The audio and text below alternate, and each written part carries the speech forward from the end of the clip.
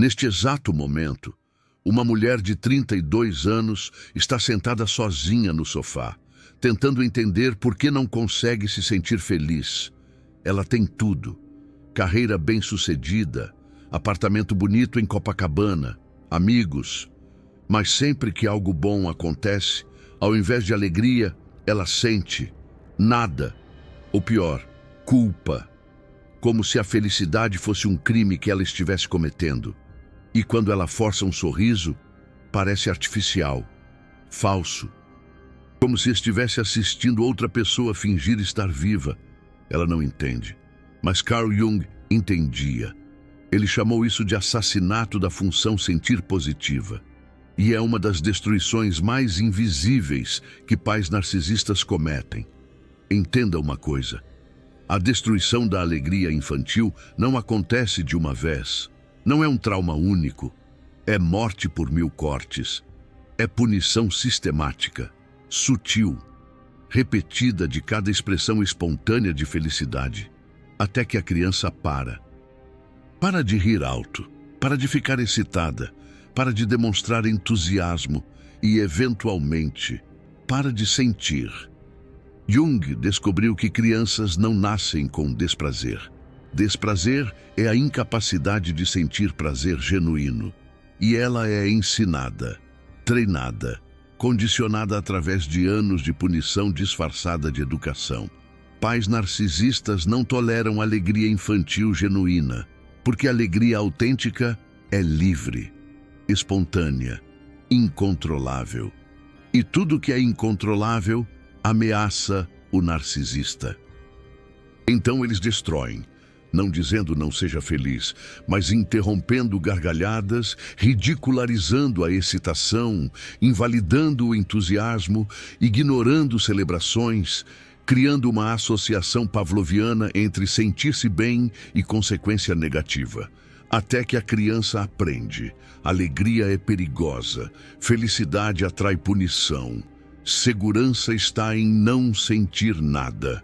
A dor existencial desses adultos é única. Eles não sabem nomear o que perderam, porque perderam tão cedo. E não têm memória de ter tido. Como você sente falta de alegria se nunca experimentou permissão para a alegria? Como você chora por felicidade que foi assassinada antes de se consolidar? Jung ensinou que a função sentir tem 2 polos: negativo e positivo, tristeza e alegria, raiva e entusiasmo, medo e excitação. Pais narcisistas permitem, até encorajam, o polo negativo, porque emoções negativas são controláveis. Criança triste é manipulável. Criança com medo é obediente, mas criança alegre é livre. E liberdade é inaceitável.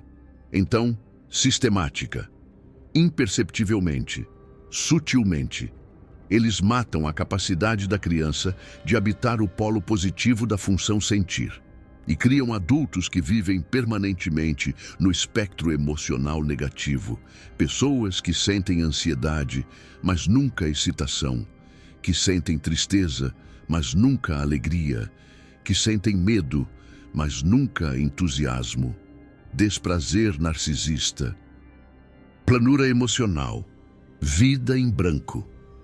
Vou te contar sobre Camila. Hoje ela tem 32 anos, psicóloga.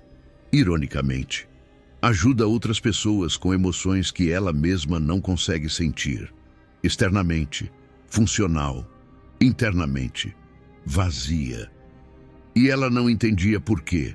Até começar a análise junguiana, Camila cresceu com Beatriz, uma mãe superficialmente amorosa, mas profundamente narcisista. Beatriz não gritava, não batia, era educada, refinada e absolutamente incapaz de tolerar a alegria genuína de outra pessoa, especialmente da filha. Camila lembra da primeira vez que a alegria dela foi morta. Ela tinha 4 anos. Era seu aniversário. Ela estava excitada, naturalmente, saudavelmente, pulando, rindo, gritando: Vamos abrir os presentes, vamos abrir os presentes. E Beatriz olhou para ela com uma expressão que Camila nunca esqueceria. Desgosto, nojo, e disse, com voz gelada, comporte-se. Você está parecendo uma descontrolada. Pessoas educadas não agem assim. Camila congelou. Ela tinha 4 anos. Não entendia o que tinha feito de errado. Ela estava apenas feliz, mas aparentemente, felicidade era ser descontrolada. Alegria era falta de educação. Entusiasmo era vergonha. Jung diria que aquele momento plantou uma semente. A semente da associação entre alegria e punição. Uma criança de 4 anos não tem capacidade cognitiva de processar nuances. Não entende, minha mãe é narcisista e não tolera minha felicidade porque ameaça o controle dela. Criança entende apenas, eu senti alegria e algo ruim aconteceu. Logo, alegria é perigosa. Aos 6 anos, Camila ganhou uma competição de desenho na escola. Ela estava radiante, correu para casa segurando o certificado. Mamãe, mamãe, eu ganhei, eu ganhei. E Beatriz olhou o desenho, pausou e disse, é bonito, mas você viu o desenho da Mariana? Aquele sim estava perfeito. Você poderia ter se esforçado mais. Comparação destrutiva, disfarçada de motivação. Camila sentiu a alegria morrer no peito. Como um balão furado, ela tinha tentado compartilhar felicidade e recebeu crítica, invalidação. A mensagem era clara. Sua alegria não importa. Suas conquistas não são suficientes. E se você demonstrar felicidade, eu vou te lembrar que você não merece estar feliz. Aos 8 anos, Camila foi à festa de aniversário de uma amiga. Ela se divertiu, dançou, riu, chegou em casa sorrindo. E Beatriz disse, você sempre fica tão bobinha nessas festas. Fica parecendo desesperada por atenção. É constrangedor. Ridicularização da alegria, vergonha associada à diversão. Camila internalizou. Se eu mostro que estou feliz, eu pareço boba, desesperada, constrangedora. Então, parei de mostrar e, eventualmente, parei de sentir. A adolescência foi a construção de uma persona completamente desconectada de emoções positivas. Camila tornou-se a menina séria, responsável, controlada, nunca escandalosa, nunca excessiva, nunca espontânea. Amigos diziam, relaxa, se diverte. Mas Camila não conseguia, porque divertir-se era perigoso. Alegria atraía punição. Segurança estava em permanecer plana. Aos 16, Camila começou a namorar Rafael. Rafael era leve, engraçado, espontâneo. E pela primeira vez em anos, Camila sentiu algo parecido com alegria. Ela sorria quando pensava nele, ficava excitada quando iam se encontrar. Contou para Beatriz. E Beatriz disse, você está obcecada, isso não é saudável. Você está se perdendo nesse menino, vai acabar se machucando. Projeção da própria incapacidade de amor como preocupação materna. Beatriz não conseguia tolerar que Camila sentisse alegria em relação a alguém que não era ela. Então, envenenou. Plantou sementes de dúvida, de medo, de vergonha. E Camila começou a se policiar. Será que eu estou obcecada? Será que é demais? Será que eu deveria sentir menos? Percebe o padrão? Cada vez que Camila sentia alegria, Beatriz intervinha, invalidando, minimizando, ridicularizando, ou pior, ignorando completamente. Aniversários de Camila eram sempre celebrados de forma mínima. Beatriz fazia festas elaboradas para si mesma. Mas dizia que Camila não precisava de nada grande. Conquistas de Camila eram sempre comparadas com alguém melhor. Alegrias de Camila eram sempre qualificadas com mas. Carl Jung observou que narcisistas operam através do contraste. Para que o narcisista brilhe, todos ao redor precisam estar apagados. A alegria de outra pessoa é uma ameaça, porque se você está feliz, a atenção não está no narcisista. E isso é intolerável. Então, sistemática, compulsivamente, inconscientemente, narcisistas matam a alegria ao redor deles. Aos 18 anos, Camila foi aceita na universidade dos sonhos dela. Ela queria comemorar. Mas quando contou para Beatriz, a resposta foi: bom, agora você vai ter que provar que merece estar lá. Não se iluda achando que você é especial, muita gente é aceita. Prove que você consegue terminar. Impossibilidade de celebração. Toda conquista era transformada em uma ameaça futura.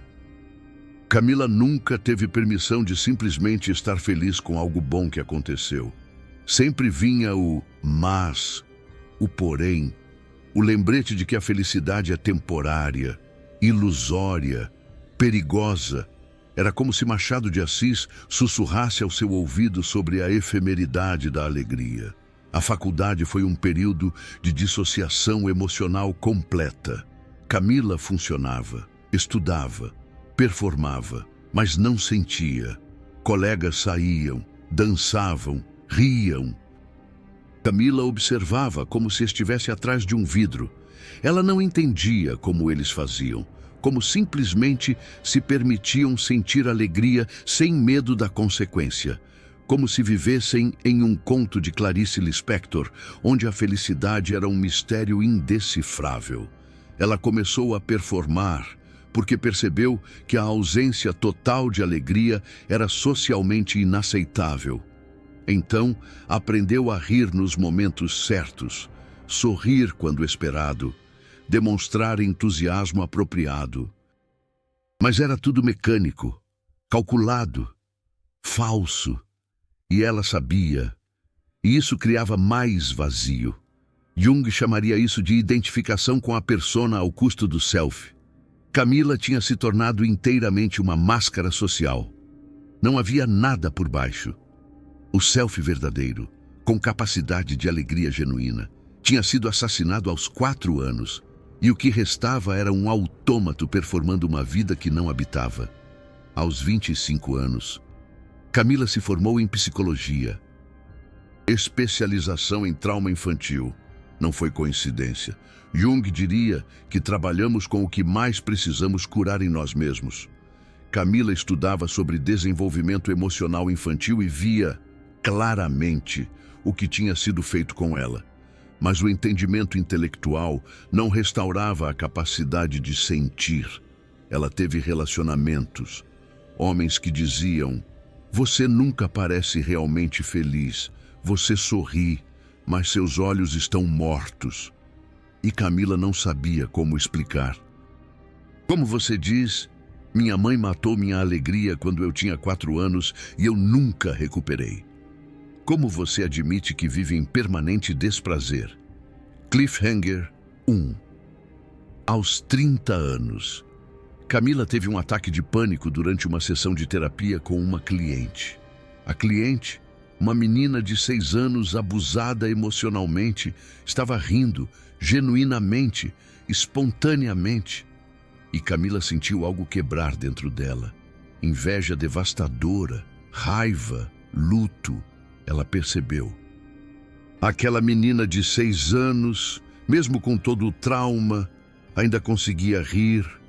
Camila, aos 30, não conseguia mais, e pela primeira vez na vida, ela entendeu a extensão do que tinha sido roubado dela. Mas o que aconteceu depois na terapia dela própria foi ainda mais perturbador. História principal, parte 2. Camila procurou uma analista junguiana, doutora Helena. E na primeira sessão, Helena fez uma pergunta simples. Camila, quando foi a última vez que você sentiu alegria genuína? Não performou alegria, não fingiu estar feliz, mas realmente sentiu felicidade espontânea no corpo? Camila abriu a boca para responder e não conseguiu.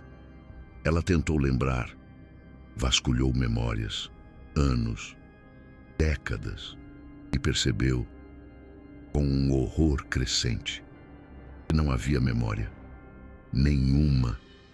Ela tinha 30 anos e não conseguia lembrar uma única vez em que sentiu alegria verdadeira. Helena não pareceu surpresa.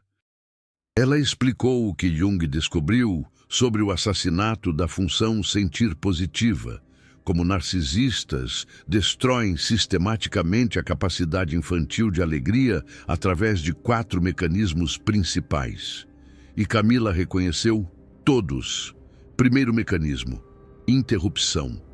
Toda vez que a criança demonstra alegria espontânea, o narcisista interrompe, com crítica, com comando, com redirecionamento. A mensagem subliminar é clara. Sua alegria é inconveniente. Sua felicidade atrapalha. Contenha-se, Camila lembrou. Quantas vezes Beatriz interrompia suas risadas com: "Por que você está fazendo esse barulho?" Quantas vezes Beatriz entrava no quarto quando Camila estava dançando sozinha e dizia: "Você tem lição para fazer, para de perder tempo." Quantas vezes Beatriz desligava a música que Camila estava ouvindo porque estava muito alta, muito agitada, muito feliz. Cada interrupção ensinava: a alegria precisa ser contida, a felicidade precisa ser controlada. A espontaneidade é proibida e, eventualmente, a criança para de tentar, porque tentar e ser interrompida dói mais que não tentar. É como podar um jardim até que as flores murchem. Segundo mecanismo: ridicularização. O narcisista zomba da alegria infantil, chama de boba, exagerada, infantil, irônico, considerando que é literalmente uma criança. Mas a mensagem é: você é ridícula quando feliz. A vergonha é associada ao prazer. Como se a alegria fosse um pecado na Igreja da Penha. Camila lembrou de Beatriz dizendo: "Você fica tão bobinha quando está animada, parece retardada." Ou: "Olha como você está vermelha de tanto rir, parece um tomate." Ou: "Você está exagerando, não é tão engraçado assim." Cada comentário era uma facada na capacidade de Camila de se permitir sentir sem julgamento. E pior, Camila internalizou a voz. Agora, quando sentia o impulso de rir, ouvia Beatriz na cabeça: "Você está exagerando, você está sendo ridícula, contenha-se." E automaticamente suprimia. Nem precisava de Beatriz externa. O crítico interno tinha sido instalado. Terceiro mecanismo: inversão. O narcisista transforma um momento alegre em negativo. A criança chega feliz com uma conquista e o narcisista aponta uma falha. A criança quer celebrar e o narcisista cria um drama. A criança está rindo e o narcisista começa a chorar. Inversão emocional total. Camila lembrou de incontáveis vezes que chegava em casa feliz e encontrava Beatriz de mau humor. E instantaneamente, Camila sufocava a própria alegria. Porque expressar felicidade quando a mãe está triste parecia crueldade. Então, Camila aprendeu: minha alegria é secundária ao humor dela. Se ela está mal, eu não tenho o direito de estar bem. Isso criou um padrão devastador. Camila monitorava o humor de todos ao redor antes de se permitir qualquer emoção positiva. Se alguém estava triste, Camila se sentia culpada de estar feliz, como se a felicidade fosse egoísmo, como se a alegria dela roubasse algo de outra pessoa, como se a alegria fosse uma flor proibida num jardim envenenado. Quarto mecanismo: indiferença. Talvez o mais destrutivo. A criança compartilha a alegria e o narcisista ignora, não responde, não valida, trata como irrelevante. E a criança aprende. Minha felicidade não importa para ninguém. Camila lembrou das vezes que corria para Beatriz, excitada sobre algo, e Beatriz simplesmente não respondia. Continuava olhando o celular, ou mudava de assunto, ou dizia, que legal, com uma voz monótona sem olhar para Camila. E aquilo matava mais que a crítica, porque a crítica ao menos reconhece a existência. A indiferença nega até isso, transformando a alma num deserto de vida em branco. Helena explicou o que Jung ensinou. Crianças desenvolvem a capacidade de regular suas emoções através da corregulação. Elas sentem algo e olham para o cuidador para validação. Se o cuidador espelha a emoção, a criança aprende. Isso que estou sentindo é real, é válido, é seguro sentir. Mas e se o cuidador consistentemente não espelha emoções positivas? Se toda vez que a criança demonstra alegria, o cuidador responde com crítica, indiferença ou inversão, a criança aprende. A alegria não é válida, a felicidade não é real, o seguro é não sentir. E foi exatamente isso que Beatriz fez. Durante toda a infância de Camila, sistematicamente, compulsivamente, inconscientemente, ela assassinou a capacidade de Camila de habitar emoções positivas e criou uma adulta que vivia permanentemente no espectro negativo. Ansiedade, sim. Alegria, não. Tristeza, sim. Entusiasmo, não. Medo, sim. Excitação, não. Era como se ela estivesse vivendo uma vida em branco, presa em uma prisão invisível. Helena perguntou, Camila, você sente culpa quando algo bom acontece? E Camila, para seu próprio espanto, começou a chorar. Sim, sempre. Toda vez que algo bom acontece, o primeiro pensamento é, isso não vai durar. Ou, eu não mereço isso. Ou, algo ruim vai acontecer para compensar. E se, por milagre, ela sente um lampejo de alegria? A culpa esmaga imediatamente. Jung chamou isso de culpa narcisista. Não é culpa por algo que você fez, mas culpa por existir, por ter necessidades, por sentir, e especialmente, culpa por sentir coisas boas, porque você foi condicionada a acreditar que sua felicidade é egoísmo. É como se a alegria fosse um jardim envenenado.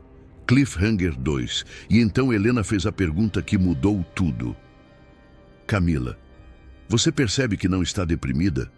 Você tem desprazer. O que é diferente? Depressão é doença.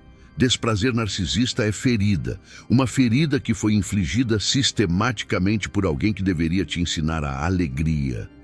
E se é uma ferida, pode ser curada, mas tem algo sobre sua mãe que você ainda não entendeu. Virada psicológica 1. A verdade sobre Beatriz. Helena continuou. Beatriz não destruiu sua alegria porque te odiava. Ela destruiu porque não conseguia tolerar. E sabe por quê? Porque ela mesma nunca teve permissão de ser alegre. A mãe dela provavelmente fez com ela o que ela fez com você. E a avó dela fez com a mãe dela. Isso é transmissão geracional de desprazer narcisista. Aquilo explodiu a cabeça de Camila. Ela nunca tinha pensado em Beatriz como vítima, sempre como perpetradora. Mas Helena estava certa. Camila nunca viu Beatriz genuinamente feliz, nem uma vez. Beatriz performava a felicidade, sorrisos para fotos, risadas sociais, mas nunca alegria verdadeira, nunca espontaneidade, nunca abandono ao prazer. Era como assistir a uma peça de Machado de Assis, cheia de sutilezas e dores silenciosas. Jung ensinou que você não pode dar o que não tem.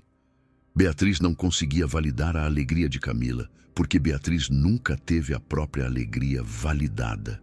E mais, a alegria de Camila era um espelho doloroso do que Beatriz perdeu. Então, inconscientemente, Beatriz destruía. Mas aqui está a verdade brutal que Helena forçou Camila a confrontar. Entender não é desculpar. Compreender as feridas de Beatriz não apaga as feridas de Camila. Beatriz era vítima do próprio passado, mas escolheu, consciente ou inconscientemente, perpetuar ao invés de quebrar o ciclo. E Camila tinha o direito de responsabilizá-la. Isso foi libertador. Camila podia ter compaixão pela dor de Beatriz e raiva pelo que Beatriz fez. Não eram mutuamente exclusivos. Jung chamaria isso de segurar o paradoxo, integração de opostos. Mãe foi ferida e mãe feriu, ambos verdadeiros. Simultaneamente, como em um conto de Clarice Lispector, onde a dor e a beleza se entrelaçam. História principal, parte 3. O trabalho terapêutico de Camila durou 2 anos. Não foi rápido, não foi fácil, foi doloroso, frustrante, repleto de recaídas, mas foi transformador. O primeiro passo foi o luto. Luto pela criança que Camila foi. A menina de 4 anos que só queria rir no próprio aniversário e foi envergonhada. A menina de 6 anos que ganhou uma competição e foi invalidada. A adolescente que se apaixonou e foi criticada. Camila chorou por todas elas e pelo que foi roubado. A capacidade de habitar a alegria sem medo. O segundo passo foi a raiva. Raiva que Camila tinha reprimido por 30 anos. Porque expressar raiva com uma mãe narcisista é perigoso. Então Camila engoliu e engoliu. Engoliu até que, em terapia, Helena deu permissão e Camila gritou, socou almofadas, escreveu cartas furiosas que nunca enviou e liberou décadas de ressentimento. Jung diria que a raiva era saudável. Era o self verdadeiro finalmente defendendo suas fronteiras, dizendo, o que você fez foi errado. Eu não merecia isso. Minha alegria não era uma ameaça, era um presente, e você matou. O terceiro passo foi a reparentalização.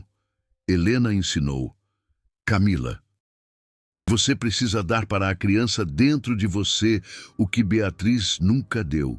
Validação da alegria, permissão para sentir, celebração de existir. Não espere que Beatriz faça retroativamente. Ela não vai. Você precisa se tornar mãe para si mesma. Então Camila começou a prática. Quando sentia um lampejo de algo positivo, por menor que fosse, pausava, nomeava, validava. Isso é alegria, é real, é seguro sentir. E ficava com a sensação ao invés de sufocá-la imediatamente. No início, era terrível, porque assim que a alegria surgia, a culpa esmagava. A voz de Beatriz gritava, você está exagerando, você está sendo ridícula, contenha-se.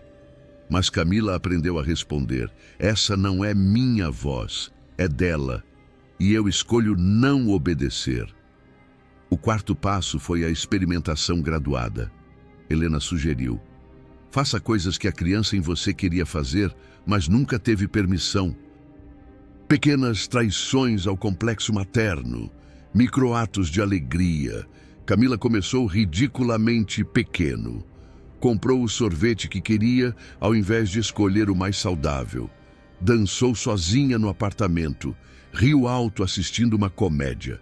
Cada ato parecia revolucionário, porque era uma rebelião contra a programação de 30 anos. Era como pintar as paredes da própria alma, antes sombrias, agora vibrantes. E algo estranho aconteceu. Camila começou a sentir, não muito, não forte, mas lampejos.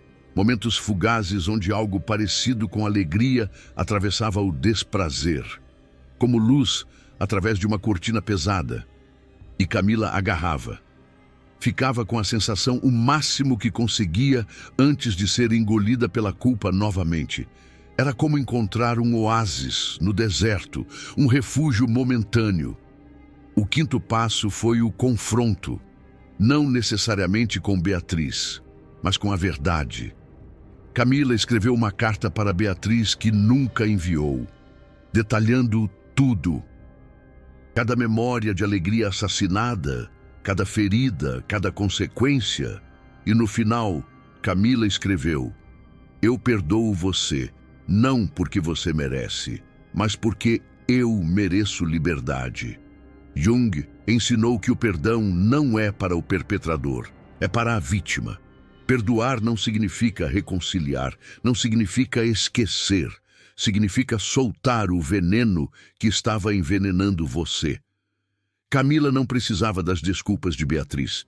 Precisava liberar Beatriz do centro da própria vida emocional. Era como libertar um pássaro engaiolado, deixando-o voar para longe. O sexto passo foi o estabelecimento de limites.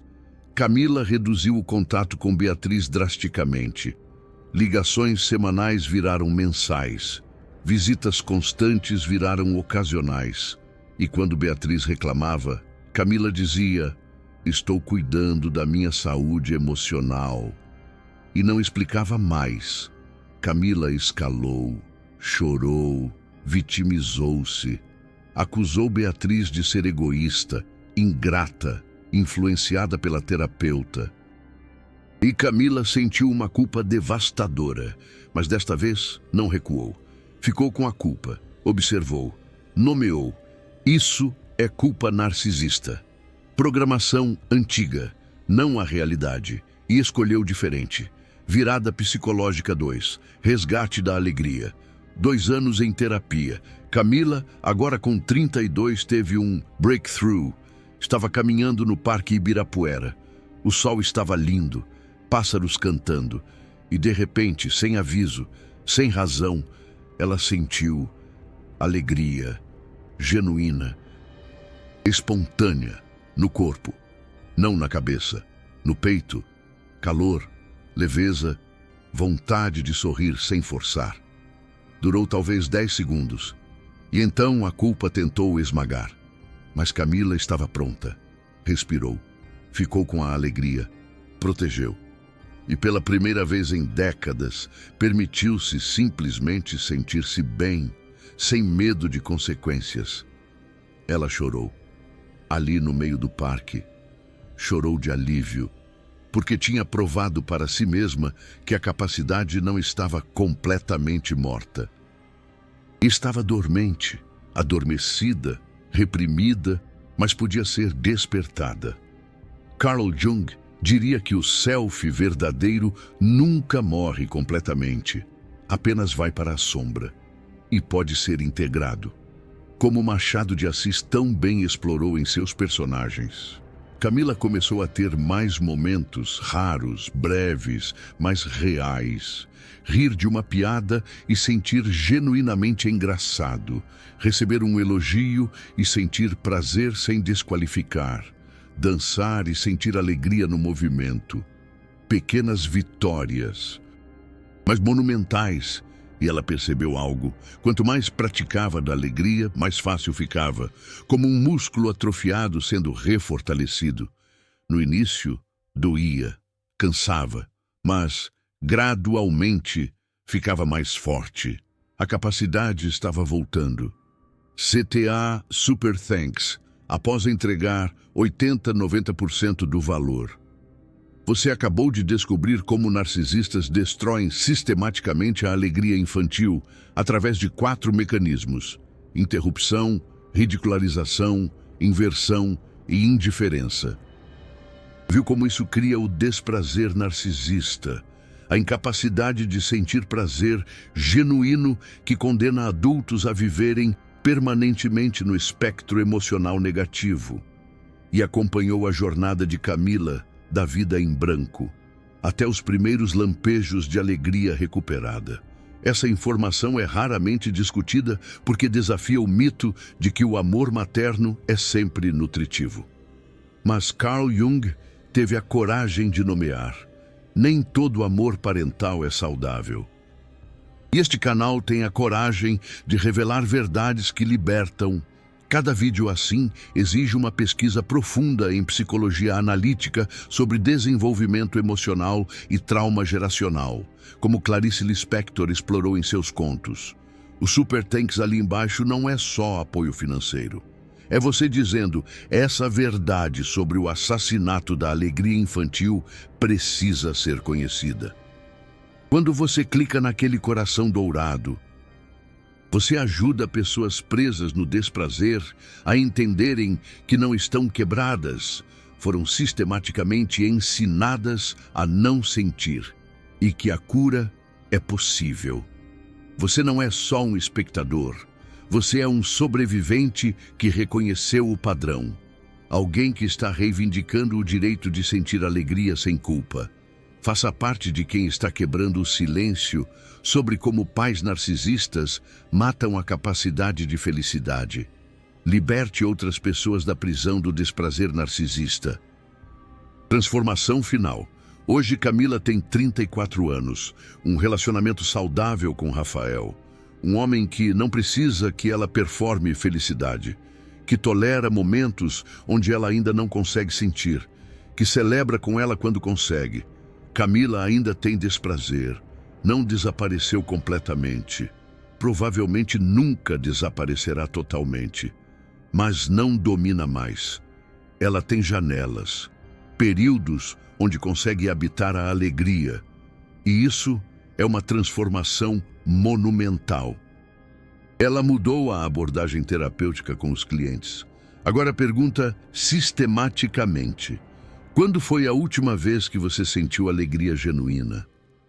E quando as pessoas não conseguem responder, ela sabe, reconhece a ferida e pode guiá-las porque caminhou o caminho.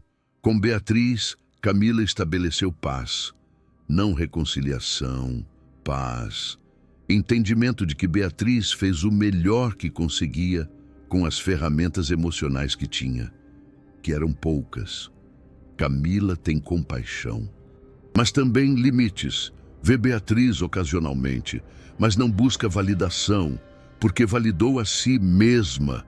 Camila começou a praticar a celebração intencional. O aniversário dela agora é um dia sagrado. Ela faz festa, convida amigos, ri alto, come bolo. E quando a voz de Beatriz tenta envergonhar, Camila diz: essa menina de 4 anos merecia celebração, e eu vou dar para ela retroativamente, todos os anos. Pequenas conquistas, Camila celebra conscientemente. Terminou um projeto no trabalho, janta especial, um cliente teve um breakthrough, dança no consultório, acordou sentindo-se bem, gratidão, sem qualificação. Ela ensina para si mesma o que Beatriz nunca ensinou. Alegria é segura. Felicidade não atrai punição. Prazer não é egoísmo. Você merece sentir-se bem. E quanto mais pratica, mais verdadeiro fica. Um dia, Camila estava rindo. Rafael disse algo engraçado. Ela riu, espontaneamente, e então congelou, esperando. Esperando a interrupção, esperando a ridicularização, esperando a inversão, e nada veio. Rafael apenas sorriu, feliz por ela estar feliz. E Camila percebeu, ela tinha encontrado alguém que celebrava a alegria dela ao invés de destruí-la. Isso era corregulação saudável que Beatriz nunca ofereceu.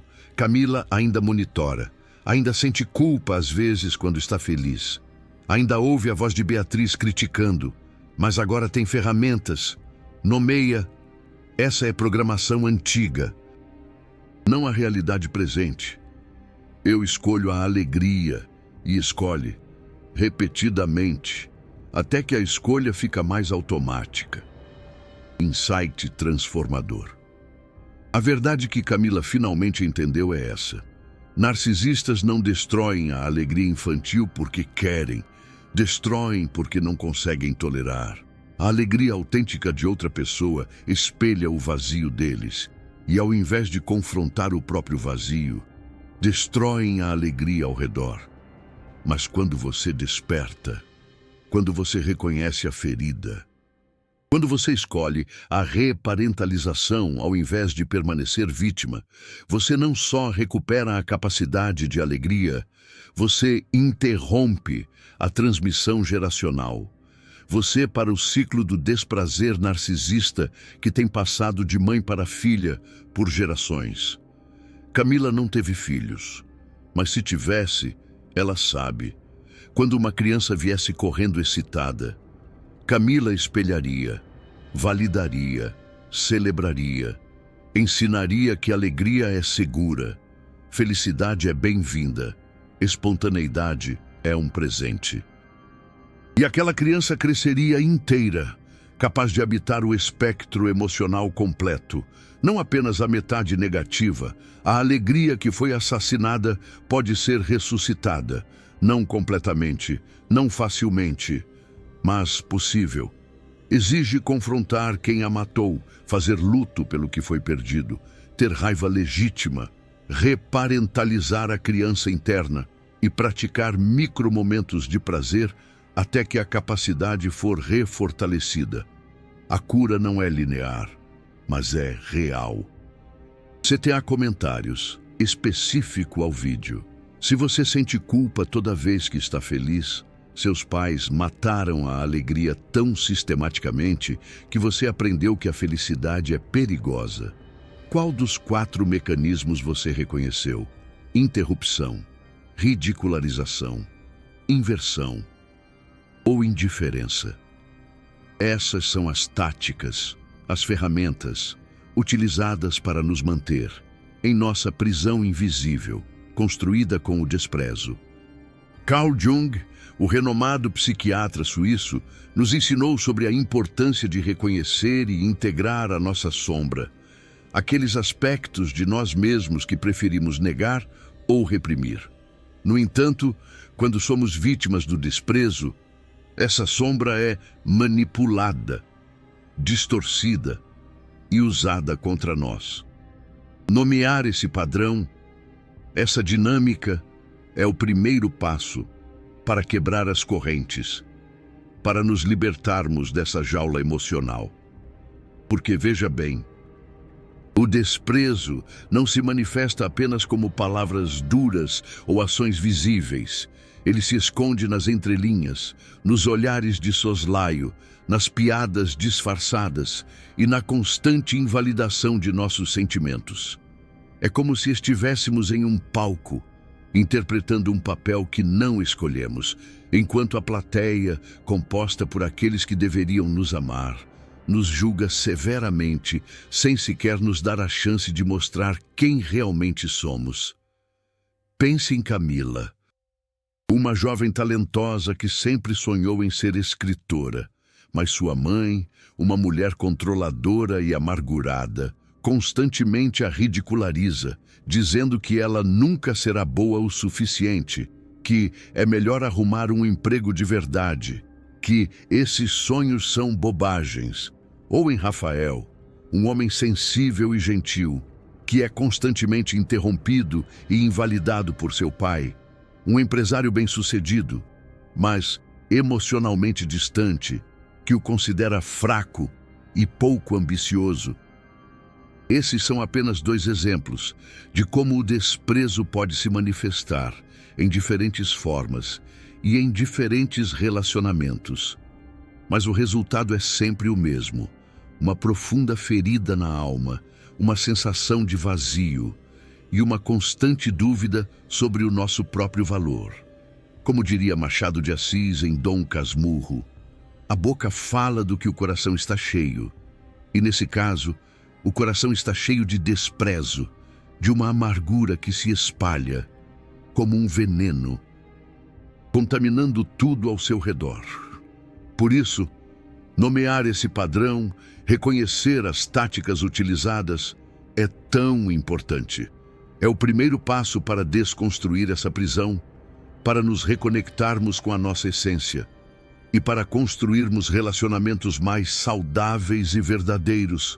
E lembre-se, como diria Clarice Lispector, que eu não perca a vontade de ter grandes amigos, mesmo sabendo que, com as decepções da vida, a gente fica meio descrente. Acredite em si mesmo, no seu valor e na sua capacidade de superar qualquer obstáculo. Você merece ser amado, respeitado e valorizado por quem você é, e não pelo que os outros esperam que você seja.